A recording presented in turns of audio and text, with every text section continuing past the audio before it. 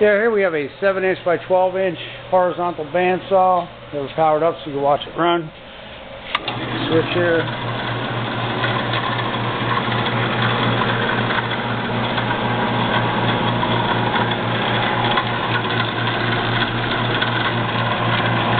There's a hydraulic down feed. I'm going to turn that on right now.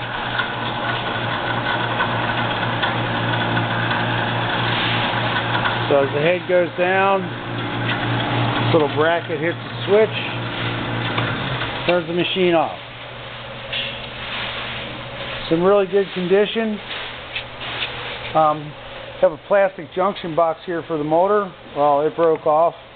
That's a replaceable part. Also, the motor fan shroud here has a small crack taken out of it. Other than that, it's in really good condition. All the functions operate. We test the coolant pump. Lights works good. All the mechanical and electrical functions operate very nicely.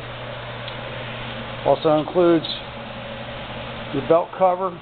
You got 4 casters, 2 axles, material stop, screen, and instruction manual.